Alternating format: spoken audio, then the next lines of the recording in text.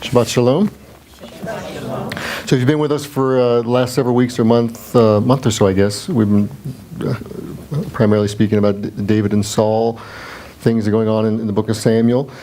And last week, Rabbi Chaim looked at the infamous David and Goliath story, and you think, oh, everyone knows about David and Goliath, right? Has anyone never not heard of David and Goliath?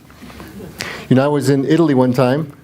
The only time I was there, like I'll say it like, one time I was in, the only time I was there, I went to see the statue of David. The person I was with had no idea what that was about.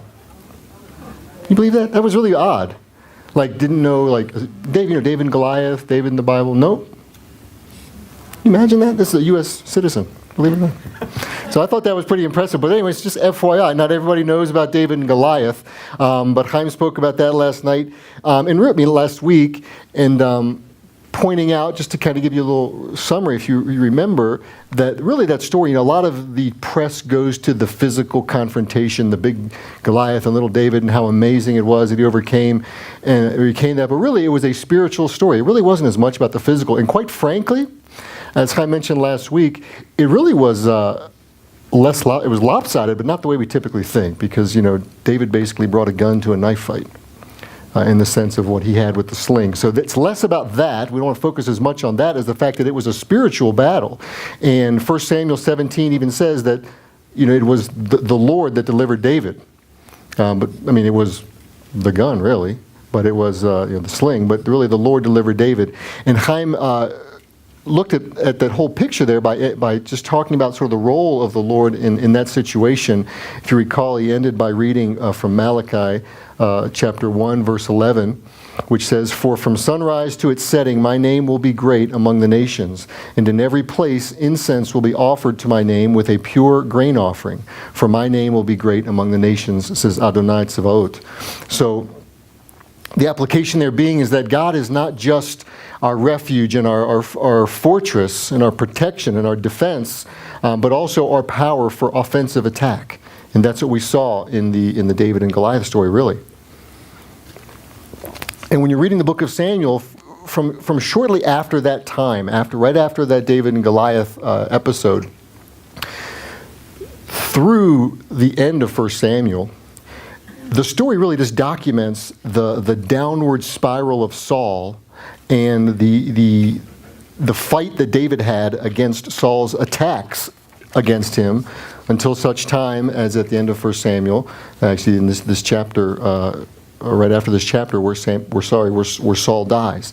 That's really the rest of the story goes from David and Goliath on. There's a few interludes in there, and there's lots of things to preach on. But I'm kind of looking at this whole as a big unit, a big contextual unit of what goes on in that time period. And for David's part, in that time period, despite some of his low points, which we'll look at or consider at least a couple today, regardless of that, David throughout that time was always loyal to Saul and always persisted in the role that God had laid out for David. He continued to play the harp for Saul day by day right after that, you read, and even though in two of those occasions Saul tried to pin him to the wall with a spear, David was still playing this. Imagine doing that twice. The first time, you'd think you get the point. He did it again, right? And he continued to do that. He also remained loyal to the nation. He never, you think about it, the leader was doing these things to him, but he remained loyal to the nation, regardless of his issues with the king. That's a lesson for us in itself sometimes, right? I won't even get into that one, but maybe you can piece that one together. But he also considered Saul to be God's anointed leader through this whole thing. Through all the attacks that Saul gave on him multiple times. He didn't just say that, but he put it into action, that he considered Saul to still be God's anointed. And he respected him as God's anointed, even after the death of Saul. You'll see that if you were to read on, continual past where Saul dies, and this guy comes and gives a story about, this is what happened, and David still says, who are you to raise your hand against God's anointed leader, even though that story that person told him didn't happen. But still, David still respected him in that way. And that was David. But Saul, despite being afforded that respect by David, was just never really comfortable with himself. And it was primarily in light of how God was using David. Saul tried every which way to get rid of David, right? He sent him out to the front lines, made him go in and out from battle. That didn't work, and so he thought, well, I'll give him my daughter to marry. Maybe that'll throw him off and mess him up some, and that didn't work. And then finally he gives the order, kill David. And then he just goes, on a frontal assault, hunting him down, trying to kill him for this entire time. 1 Samuel 18, verse 12 says, "Now Saul became afraid of David because Adonai was with him, but had departed from Saul." And a little further on it says that when Saul saw and realized that Adonai was with David and that Michal, Saul's daughter, loved him, Saul grew even more afraid of David. Thus Saul became David's enemy for all days. So again, Saul was afraid of David, not because David warranted the fear, warranted anything like that, but because the Lord had departed from Saul. That's clearly what the text tells us.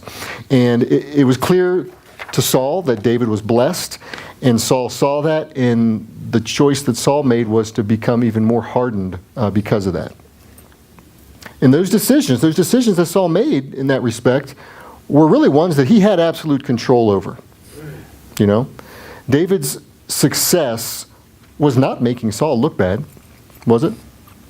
But that's how Saul saw it.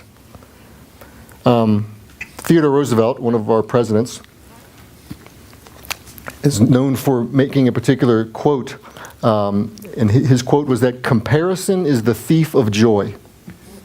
Comparison is the thief of joy. And from the story of Saul, I think that really it goes beyond that, and that comparison is not only the thief of joy, but comparison is the cause of death. Can be the cause of death, certainly spiritually and physically. I think you see both of those in this situation with Saul, both spiritual and physical death based on comparison. And comparison and dissatisfaction led Saul to spiritual death and, again, ultimately physical death. And let's not think for a moment that any one of us in this room is immune to that kind of thinking that Saul did. Being intimidated or over-concerned with what's going on in the lives of others. So avoid comparing yourself with others. Avoid being concerned about how they might be growing and how they might be prospering. That can only lead you away from your destiny. And it can only lead you away from what you're supposed to do. And can also lead you possibly, hopefully not, to spiritual death. Possibly physical death. Now, what was read today was the story of David returning to his wife and children in the town of Ziklag and finding it in complete ruins, with his all of their wives and children and all their stuff was gone. They didn't come back to find everyone dead. They found everything burned, and the people and everything was gone, taken captive by the Amalekites. And the background to this story was that David and his men had been continually fleeing from Saul and the attacks on him, trying to seek some kind of just respite, and they made the crazy decision to find their respite in the land of of Israel's enemies, the Philistines, to live among them. Chapter 27, verse 1 says "Then David said in his heart, 'One day I'll be swept away by the hand of Saul. There's nothing better for me than to escape immediately to the land of the Philistines. Then Saul will give up searching for me in all the territories of Israel, so I'll escape from his hand.'" So we see there that David was basically facing reality. He knew he was right in the sense that he had done nothing to warrant the persecution of Saul. He was rehearsed several times. He has said it. Jonathan, Saul's son, had said it. He knew all that, but he also knew, Saul's just never going to change, right? And so he decided on this radical and crazy proposition to move in with the Philistines. This kind of reminded me, like, if you're an Empire Strikes Back fan, kind of like Han Solo deciding to fly into the asteroid field, right? It's kind of crazy, but that's what he decided to do in order to evade his pursuers in that case. Kind of like what David decided to do here with moving in with the Philistines. And we see that Saul definitely stopped pursuing David at that point, right? And as common sense kind of as that seemed, and as a brilliant of a plan that we might think that is or that was, Was it really? Was it really? I mean, the fact is that contrary to what was read today in chapter 30, and contrary to other times in David's life, on this occasion, he did not, at least we don't see where he consulted God on this move. Go back to 27 verse 1 again. It says that David said in his heart. That's kind of what precipitated this decision. It literally says David said in his heart. He didn't ask God, and the text doesn't tell us that he prayed. Now, is this why the bad thing happened to David and his family and all the people in Ziklag? Perhaps. On the surface, again, it does seem like that David's move to be with the Philistines was a success. He was safe from Saul. He was able to kind of come in and go out and raid on behalf of Israel, undetected and unknown, right? It's a tough call because, again, on the one hand, by living among the Philistines, David did receive that break, from the attacks he was getting. But then on the other hand, it was temporary, right? I mean, it was only about 14 months, and before it got pretty dicey again. When we know that the situation being that now Philistines are going to go out against Israel, and David's expected to, you guys are going to bring up the rear with us, and this, all that stuff. So it was only a short-lived period. And I think that this is one thing that we can learn from this is that really, all of our, if you think about the good things in your life and your good plans or the successes and so forth, that's great, but they're not necessarily God's best for you, just because they're working out well. Not necessarily. In fact, there's probably some things that you might have that you've done so far that you might be better off without. I don't know. So again, was it God's best for David? We really don't know. But we do know that in order to do this, in order to have this plan succeed for him, that he went in and lived with the Philistines and so forth, he did have to stretch the truth quite a bit. Right? That's another way of saying he lied. See? He had to do that. He also lived, he did live with some tension, right? Especially, again, at that point when he thought he would have to go out and fight against Israel with the Philistines. And what we also know is that while chapter 7 might have no mention, a lot of people talk about chapter 27, David doesn't talk about God. There's no mention of God in chapter 27. While that is true, we do know that God did still protect David and their families. And God did convince, he even convinced Achish, this is the guy that David went to initially to move in with the Philistines. He had that guy convinced. And as staunchly as that guy was convinced, the other generals were convinced completely the opposite. That this guy is basically, the word used is Satan. He's somebody who's going to come in innocently, but at the moment of battle, he's going to flip on you. And so there's a lot of things going on there. So unwittingly, regardless of whether this was God's best for David and so forth, unwittingly, David was protected by God from battling with the Philistines against Israel. And also, the Philistines basically, not that David ever was trying to kill Saul, but they did dispatch of the Saul problem, in a sense, right?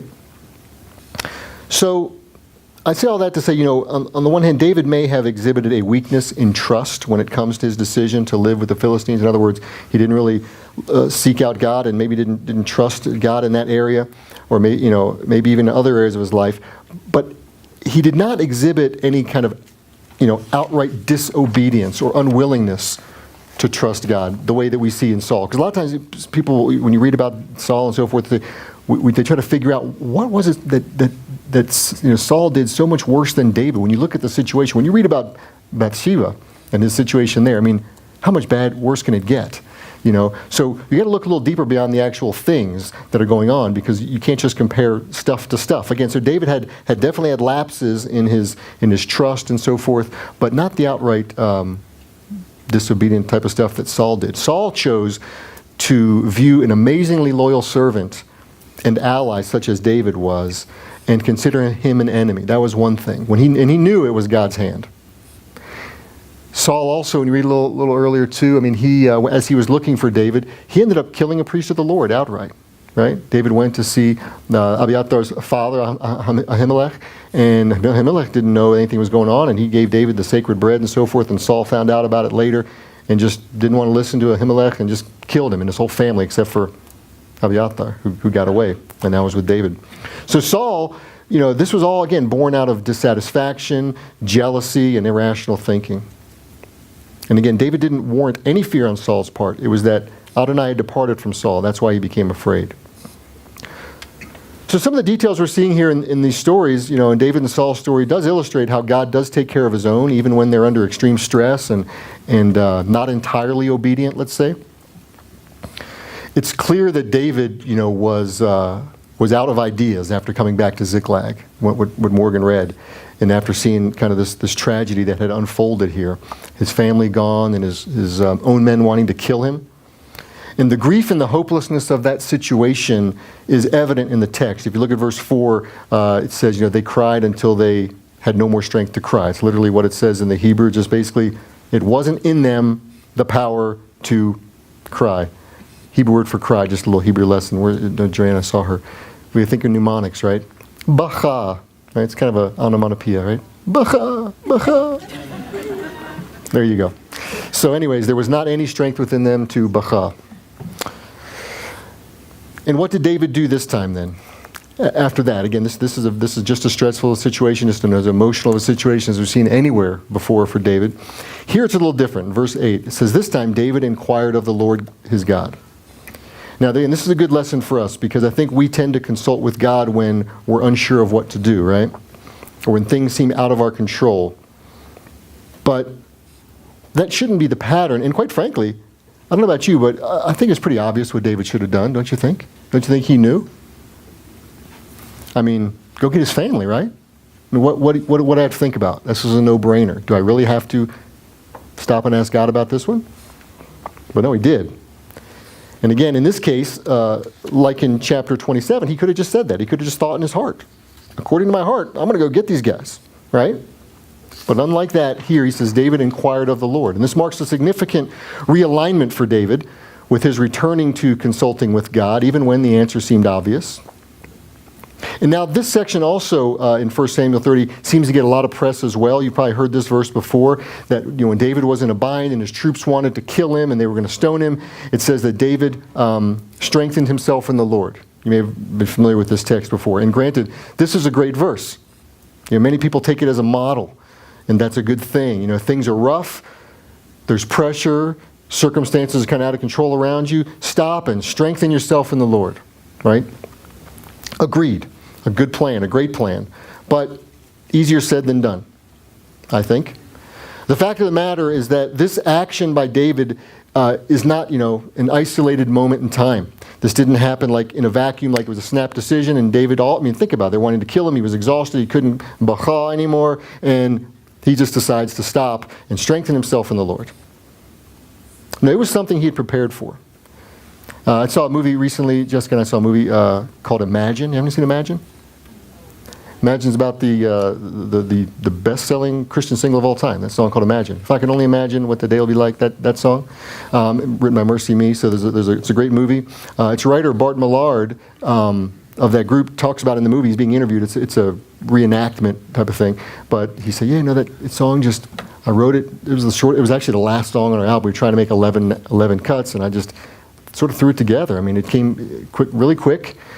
Maybe 30 minutes I wrote the lyrics, another hour or so I wrote the music, and the person interviewing him said, no, actually that song took you a lifetime to write.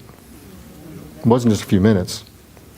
If you watch the movie, you'll understand kind of what his life was about and how it was a lifetime's worth of work. And similarly, in David's life, this moment when David strengthened himself in the Lord was not a momentary snap decision. It was a culmination of a lifetime of practice. If you look back a little further, in chapter 23, another situation where this is before David had moved in with the Philistines with his men, and they were being chased from pillar to post by Saul. They had just kind of been going around like a Bugs Bunny cartoon around a mountain with Saul's guys on one side and them on the other side, like chasing around a tree like in Bugs Bunny or something.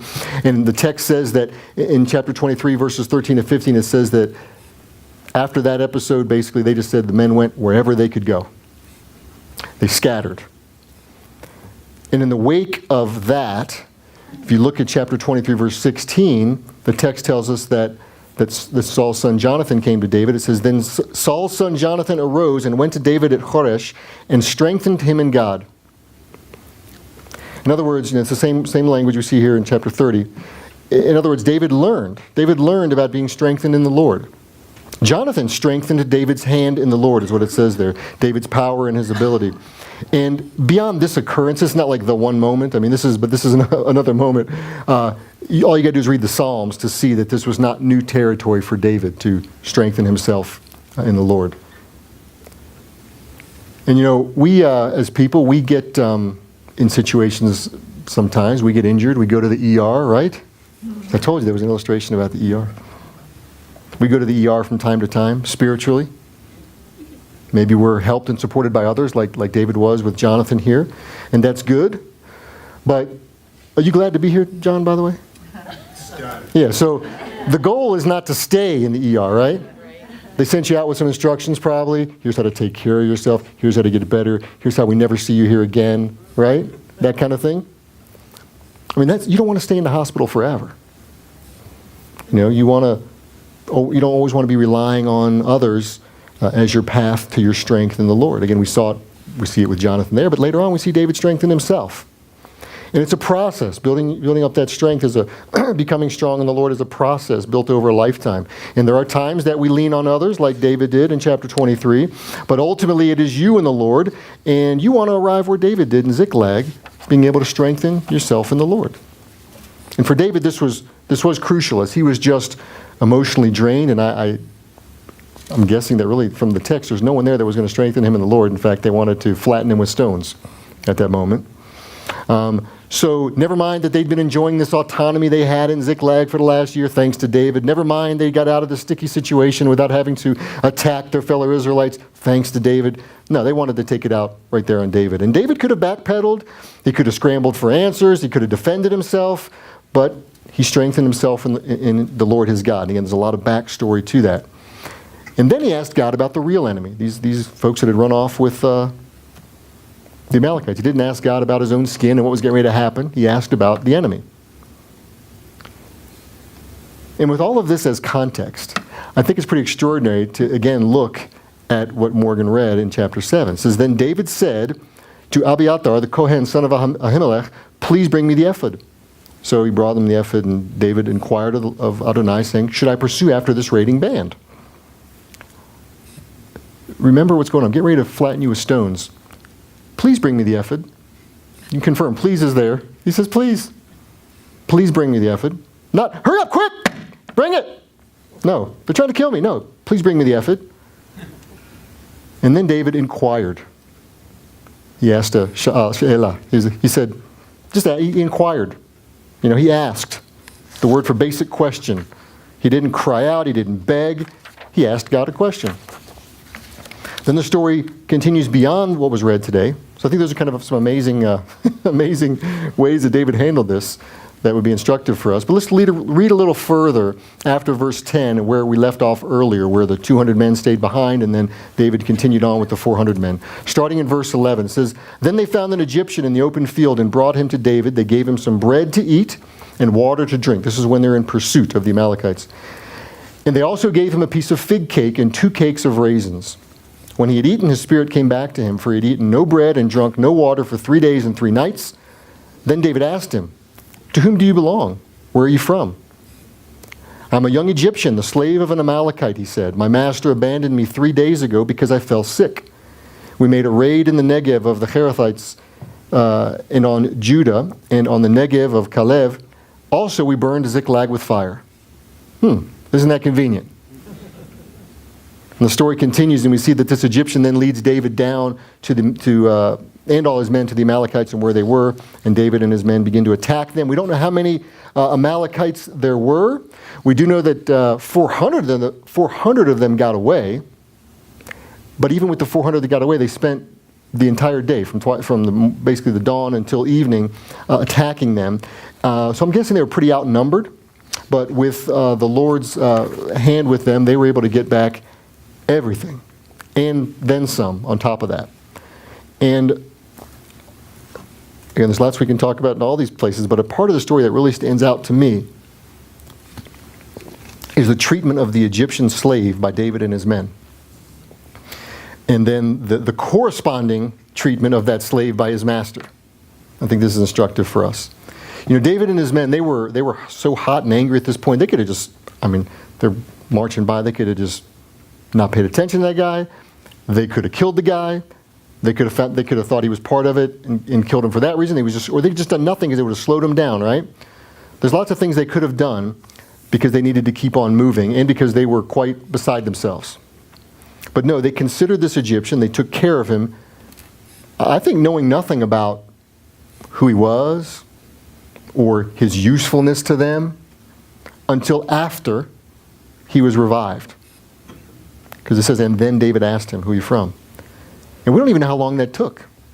There's no time clues necessarily in the text. Tell us that they waited 24 minutes before he revived. They waited 2 days. They waited an hour. They waited a week. I don't know.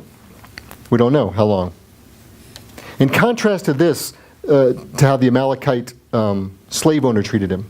The guy got sick and he left him on the side of the road. Threw him away like a piece of trash, basically, right? Pretty rash decision. Turned out to not be such a good idea, did it?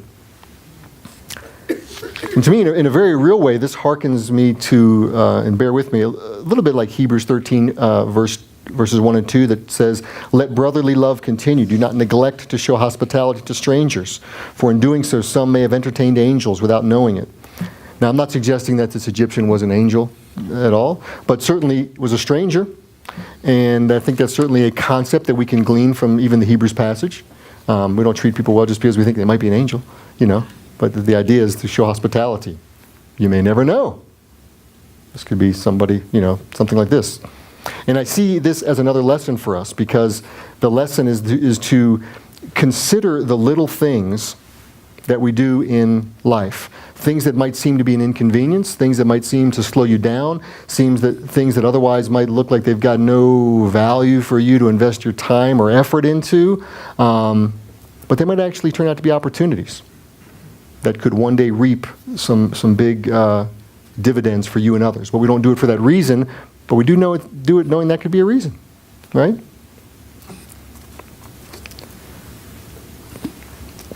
So, what big item applications can we glean from this entire narrative? And there are a lot, but I want to kind of focus on the few things that I looked at today.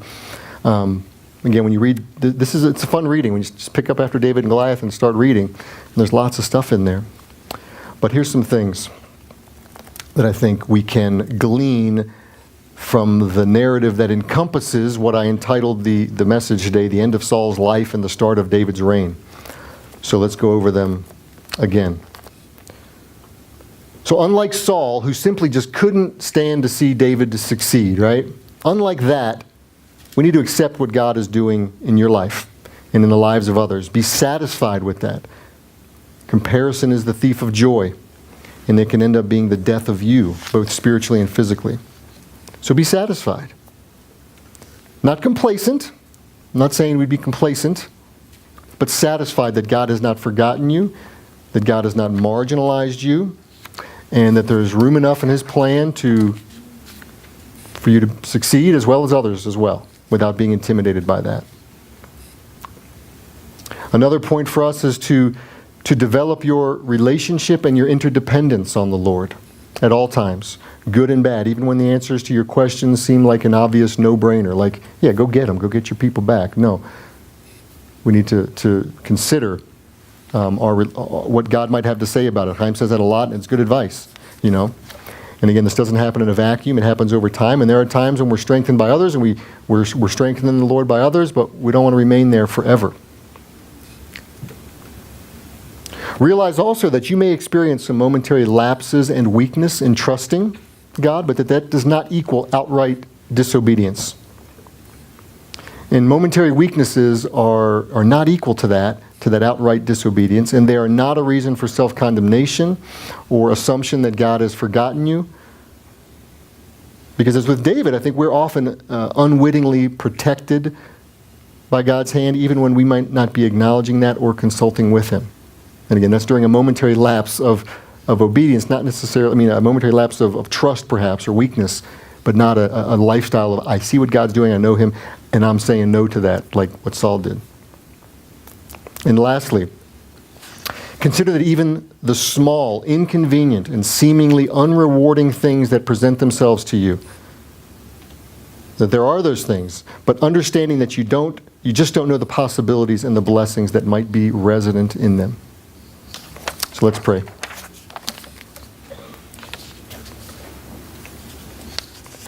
Thank you, Lord, for this historical record of Saul and David. We thank you for preserving it, Lord, with all the not so pretty details even. Those not so wonderful things that we see are preserved there, that we can see and still learn truths about you, and we can glean instructions from you for living out our lives as your servants and as disciples of Yeshua. Truths from your word, Lord, that we're told in 2 Timothy 3:16 are useful to us for teaching, for reproof, for restoration, for training in righteousness, Lord, so that the person belonging to you may be capable and fully equipped for every good deed. May each of us here today, Lord, be inspired and taught by you through your Holy Spirit by way of our faith in Yeshua, the Messiah, and it's in His name we pray. Amen.